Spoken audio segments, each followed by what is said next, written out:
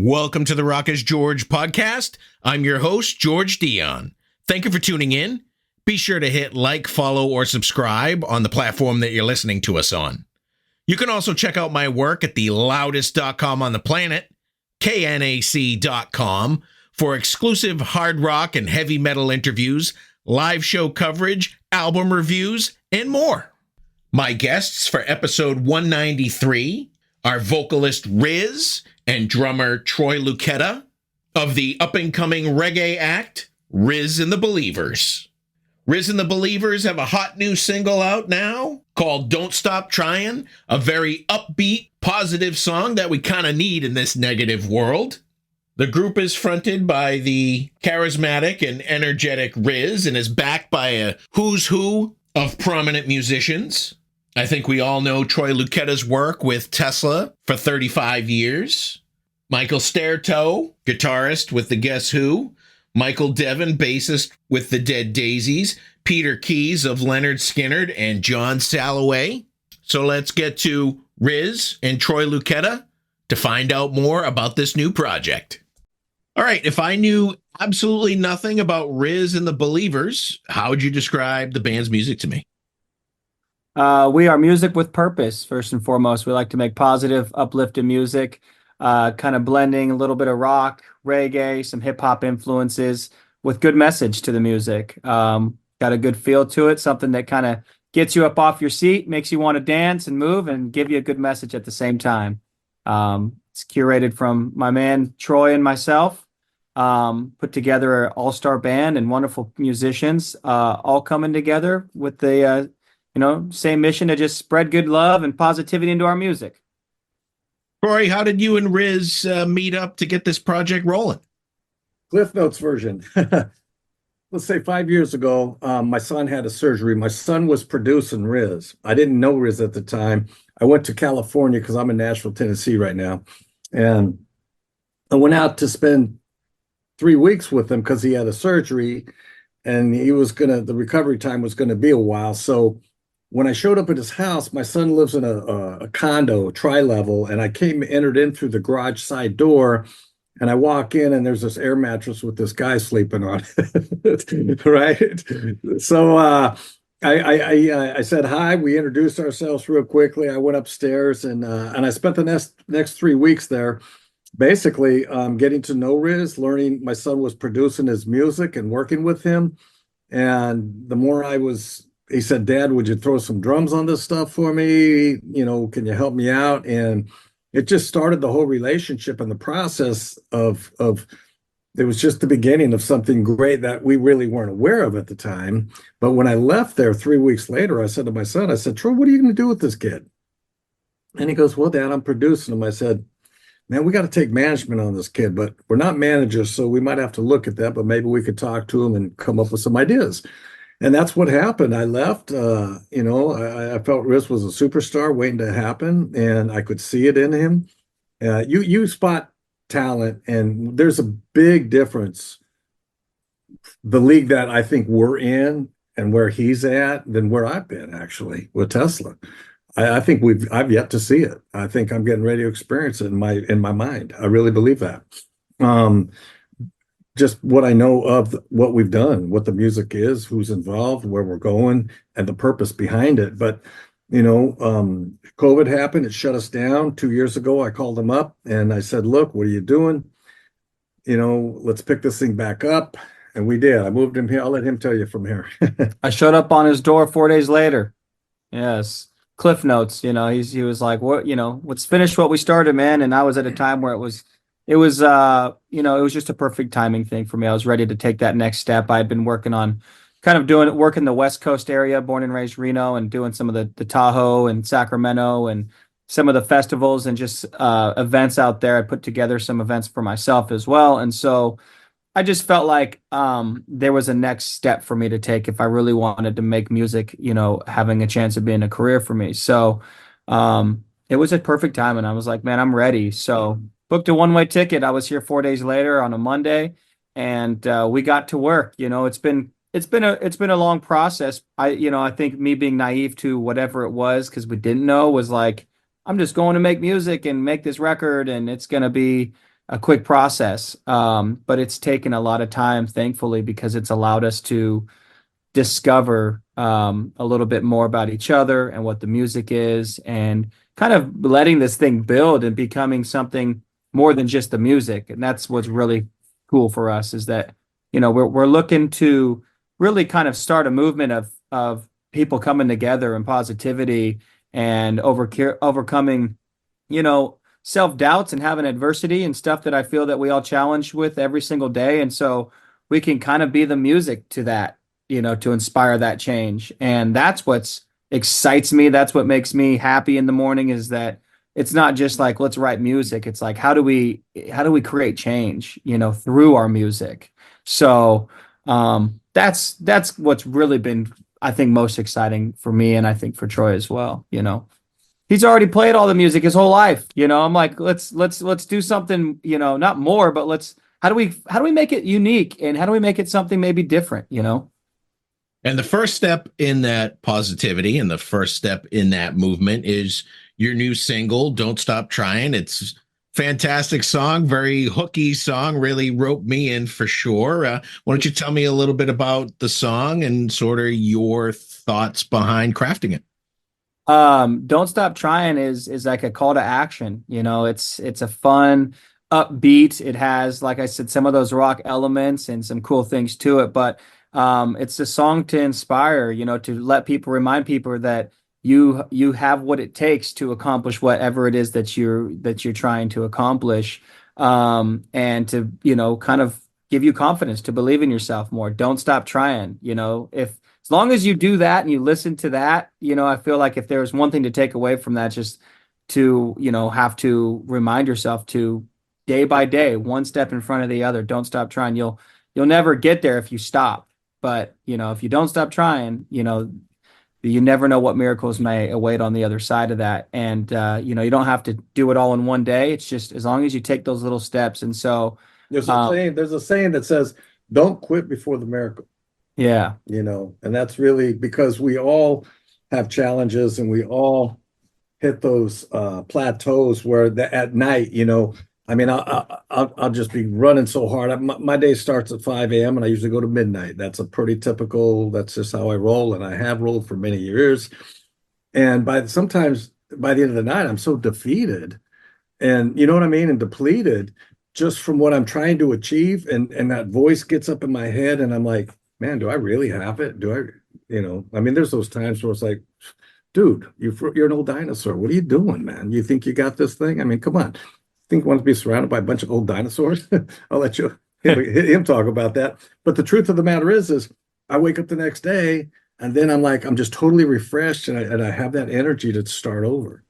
And that's really the message, you know. And you know, sometimes we just need to get some sleep and sleep on it, you know. Well, let's talk a little bit about those old dinosaurs, as you refer to them as. You have sort of an all-star lineup in the Believerz. You have John Salloway, Peter Keys, ironically has the last name Keys, from Leonard Skinner, Michael Devin from formerly of Dead Daisies, Michael Sterto of the Guess Who. How did you assemble this all-star cast of prominent musicians? That was something that just kind of took place when Riz got here. What happened when we started the process, my son was recording a lot of his music, and I didn't really understand what was happening with this music or where this music came from. He was licensing music, and then he would write his songs over the top of this licensed music. So by the time I figured out and understood what was happening, when we got to Nashville, I knew that I had to re-record this music and make it ours. And I told Riz, I said, you know, we're at frickin' Music City, music capital right now in Nashville, Tennessee. I said, we have the greatest musicians here.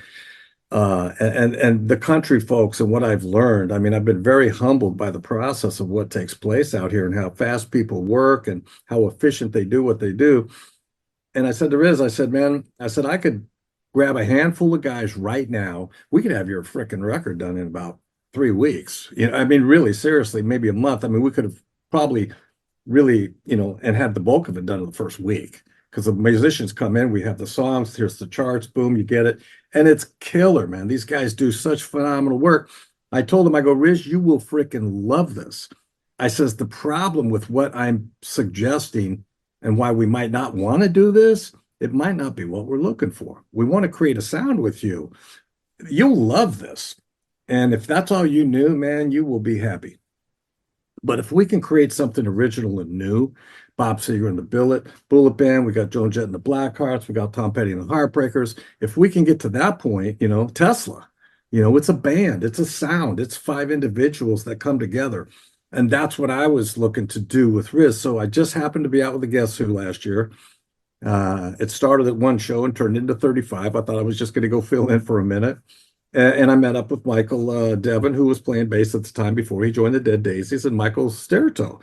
And I knew Michael Sterito had been with Lou Graham for 10 years, and he came in from Rochester, and I learned a little bit about him. And as we got to work, I started playing them RIZZ's music, and I said, man, I'm looking to do some recording, and I'm looking for like-minded people too, and people that I've met that I feel good about that might work, you know, in this scenario. And John Salloway, when I came out here, I became a real big fan of his. He had asked me to do a record release party for him, loved his music. And so that was definitely different. And then, you know, we got to Peter Keys, and he was just like the final guy that just brought all the glue and the magic that really pulled it all together.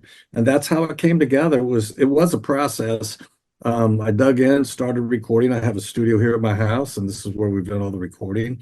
And I brought in a guy named, a co-producer by the name of David Brainerd, who's produced the first Jamie Johnson record, if you're familiar with him. He's a Chris Stapleton kind of guy, #1 record he had with him. He did Jared Neiman. He had another #1 with him. He had a free Grammy nominated record with Brandy Clark.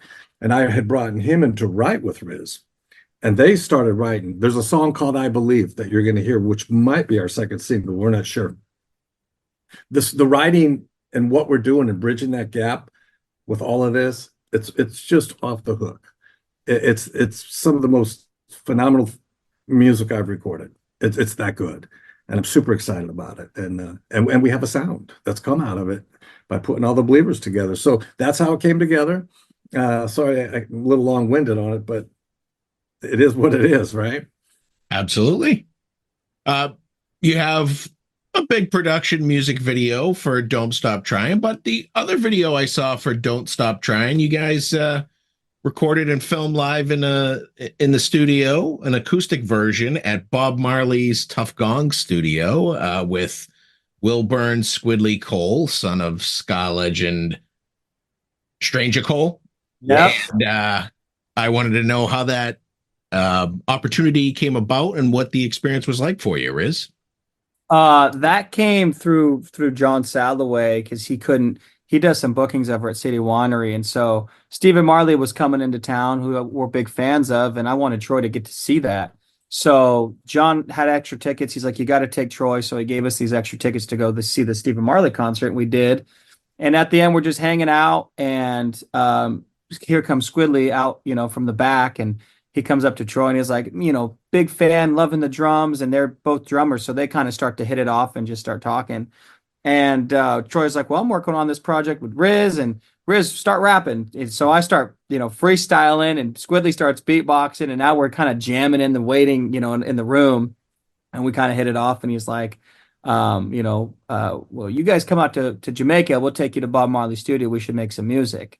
And I'm, you know, hitting Troy like, you know, yes, let's make this happen. And we took him up on that. We started communicating with him and sending him a couple tracks, and he really loved what we had going on. And so we wanted to, we saw it as a really good opportunity for the music that we're making to kind of bring some really cultural elements to the music and really get to the roots of really where this music come from, pay the respects. And if we have the opportunity, let's seize that moment. So we basically, you know, stayed in contact and set up our trip to go out there. And yeah, it was a magical, really beautiful time and experience. It was something it was really surreal. I still feel like I'm taking that in, because I've been a big fan. I've had, you know, Bob Marley's been just one of the people I've looked up to, you know, for what he stood for in his music and just who he was as a person. And so that was really exciting. It was a magical experience getting to be in that studio, and we had him do a lot of the percussion. and just phenomenal. Me and Troy were talking, and it was like he is that music. I mean, when they watch him play it, it's magical, man. It's like a spiritual experience, making music with those guys. And so yeah, we went in. He did all the percussion. He brought in a couple. He brought in some girls that did some background vocals for us on a couple songs. He brought another girl from the School of Music out there that did some steel pan for some of the songs.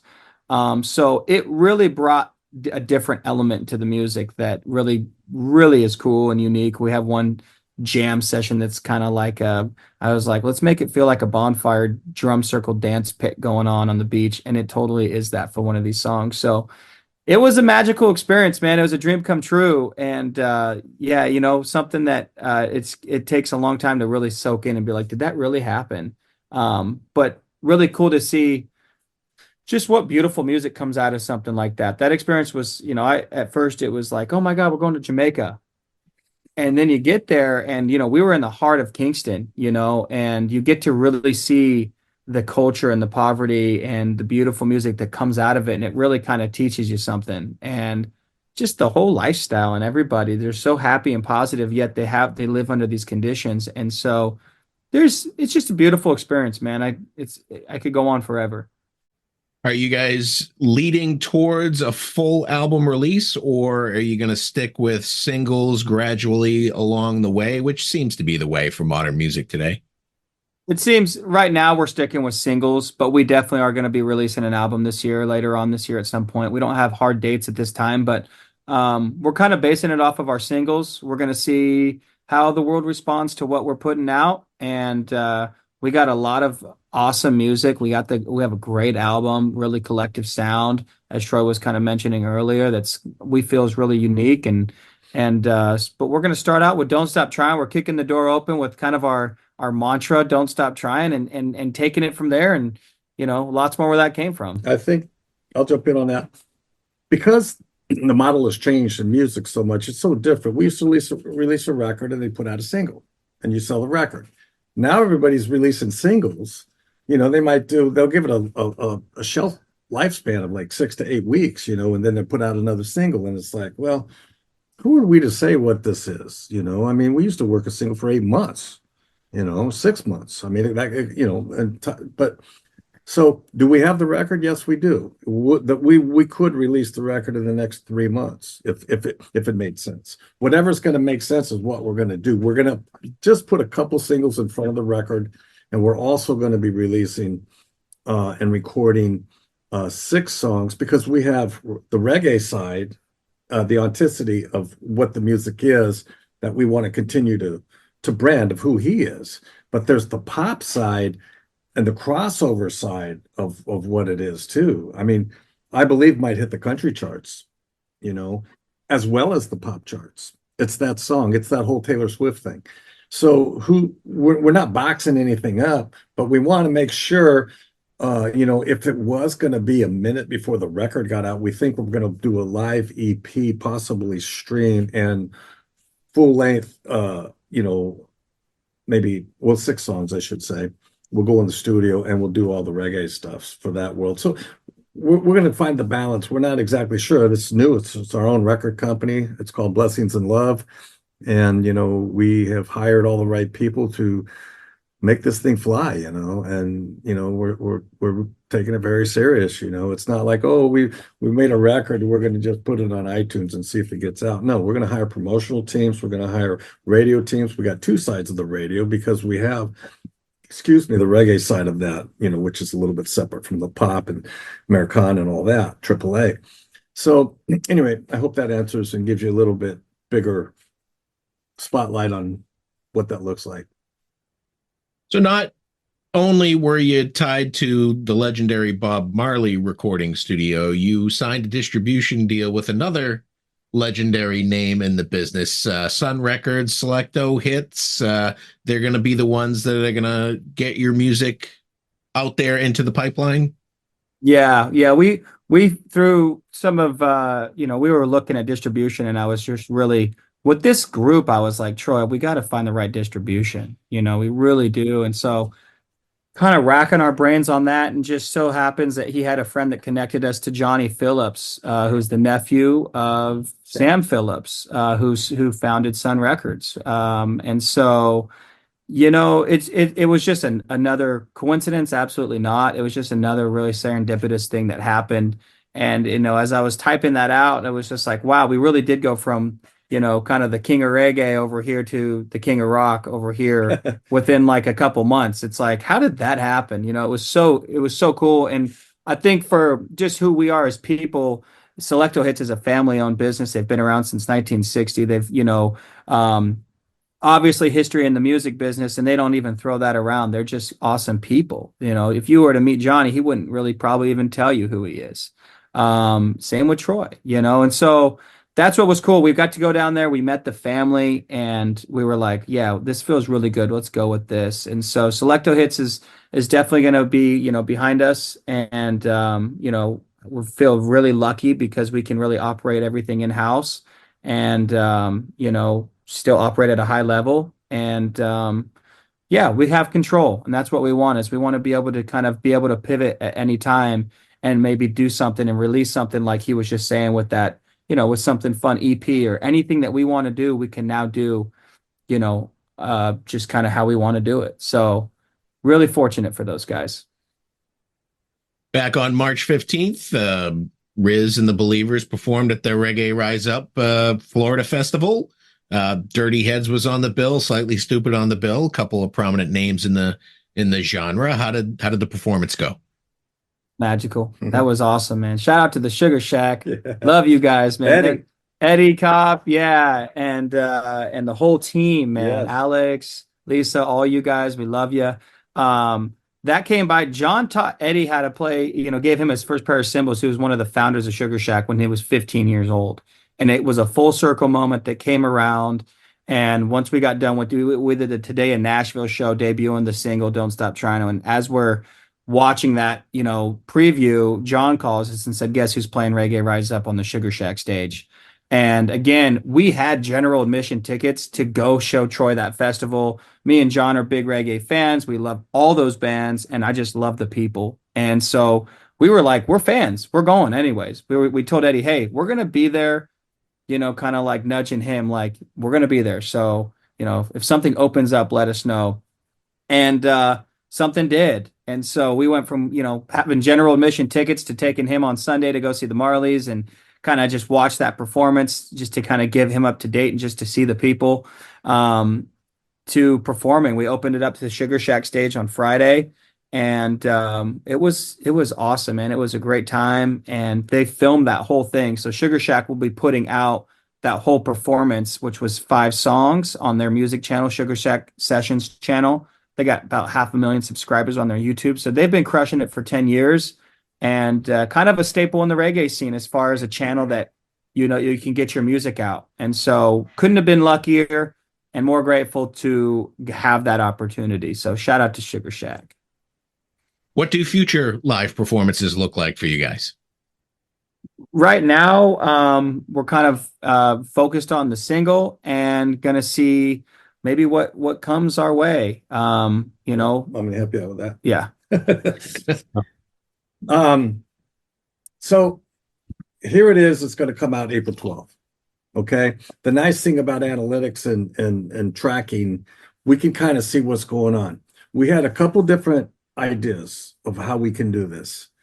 We're in the process maybe of raising a lot of money so we can buy onto big tours and spend the money, because you gotta have that if you're going to get out there, or we can take the grassroots approach, which we're highly contemplating, and not worrying about that, just so to speak, and just say, hey, let's just see what the single does. Let's see the markets that it's translating. We start with 200 people here. Hey, man, we go over there, we sold 200 tickets. Hey, we went over here, we sold 30 tickets. Hey, we went over here, we sold 1,000 tickets. Who knows what is possible? The single can change everything. As you know, in this world, in this business, I mean, boom, overnight things can change. And we could have an audience of a few hundred people a night, 500 people a night, maybe 1,000. Who's to say what it really is? So why don't we give it a minute and see, let it speak to us and dictate where we'll go. We'll go anywhere right now. We'll be gone. We're ready to go. we don't have all the Believers. So what we have to do with the Believer situation is we will be doing Believer shows, but they're going to be limited at this point while through scheduling and we work that out with the schedules. My feeling is by sometime next year, and by the end of the year, I think things are going to change dramatically, and all the Believers will come together. This is their home. They're just on temporary leave, and they all know it. Okay, that I know, because I know what this music is, and everybody has a place where they belong, and it's really clear to me with what we're doing. I think we all know where we belong, and it's the purpose behind the music. And music with purpose changes everything. So that's just my personal take on it. Roy, do you think a lot of people would be surprised that you're doing this style of music, because you're known for a particular style of music for the last 35 years or so? Well, they probably don't know I played on the last Doris Day record. They probably don't know that I went to play with Keith Emerson before he died and did, 70-piece orchestra in Germany. I play a lot of music. Music is music. I played on R&B records. I've been really blessed to play a lot of music that people have no clue about. I've done a lot of records. They're going to recognize Whitford St. Holmes because it's Brad Whitford from Aerosmith and, Derek St. Holmes, So when you look at that, it's another record I did, and we did some touring. But that's the rock world. That's where people know me. But for me, it's always been music. I'm the guy that's up at 5 a.m. on a practice pad, and I'm sitting there playing brushes, or I'm playing some funk, or I'm playing some Latin, or I'm playing some swing jazz. It's just, this is the music that I'm really called to play, is what I feel. I mean, quite honestly, Tesla, I loved, and I'm so grateful. Jeff loves RIZZ. They just got together recently, and that's a good thing. And we've got some wonderful things we're thinking about doing and having lots of fun in all these different areas. But it's Tesla. There wasn't a whole lot for me to do left. I mean, outside of, and they're doing everything. And I love the fact that the band's still kicking ass, the brand's going, things are happening, and I love the fact that I was so blessed to do that. And I just feel right now that I didn't choose this. I just felt it chose me, man. Really. I mean, I really believe the way this whole thing has happened and what has transpired here and what it's about. And what you don't know is RIZZ and I also have a foundation called wakeuptolove.org, which should be getting our 501c3 status in the next 30 days. RIZZ has been doing for 10 years now. He's been in Reno. He has a Make 'em Smile. He doesn't have it on today. He had his shirt on Make 'em Smile. His Make 'em Smile program for the kids that he does every year. Like I said, he's Santa Claus. He delivers presents to all the charities. He throws events. He's been doing that. Wake Up to Love Foundation, whether you know this or not, the great, the unfortunate station family fire at the club. I mean, I don't know if you know, I put an event together that ran on VH1. We raised $1 million. Dee Snider was the host. You can look it up it's called The Guest List on Amazon Prime. If you watch that, you'll see we're both those people. We are not takers. We are givers. And that's what we plan on doing with this. We will be giving. We will be, it's part of the plan. Sometimes things happen because they have to. And that's what's happening, I believe. That was the last time I actually interviewed you, was for the Station nightclub event.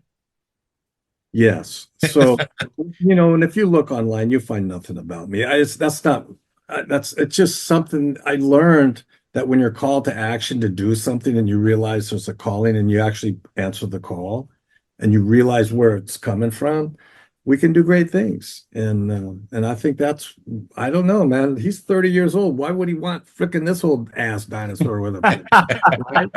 Yeah, his last birthday went from OD to the OAD to the old ass dinosaur. Upgraded, man. That's it. RIZZ, what's been the best part of the ride so far for you? Man, great question, because it's just all been, it's all been. I think just the ultimately just the relationships, probably I would definitely say that's it, because this is a new world for me, moving from where I am born and raised to coming out here and just being so blessed to just get the people to the people that I've been surrounded with through Troy. That's, to me, I think that's everything. And to have now these people that are kind of like family, we've become a big family within this house. And so that's been the most important to me. That's been the coolest part, is that I have friends now and I have a family now. And, Stair Toe and me and just all the guys, we'll talk, they'll throw me random calls.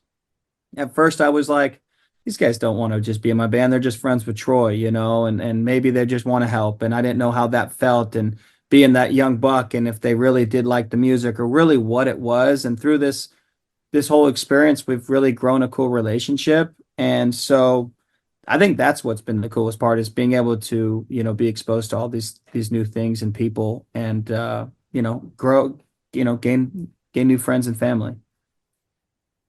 Well, those are all the questions I have for you today. RIZZ, Troy, the new single, Don't Stop Tryin'. It's out on April 12th. Fantastic song, very positive message in a world that seems very negative. And I wish you the best of luck with all of it. And thank you for taking the time to come on the podcast to talk about it. Thanks, George. Appreciate you for having us, buddy. Thank you so much. Appreciate you. We'll look forward to doing it again. Once again, I want to thank RIZZ and Troy LUCCKETTA of RIZZ and the Believerz for coming on the Rock is George podcast. Be sure to check out their latest single, Don't Stop Tryin', out now on all platforms. Head over to your favorite music streaming platform. Take a listen to what's available. When that full album comes out, buy a physical copy. Support the artist. For all things RIZZ and the Believerz, head over to their official website, loverizz.com. I also want to thank Amanda Kagan of ABC PR for making this interview possible. You've been great. I've been George Dionne. Discover your next favorite artist on the Rock is George podcast.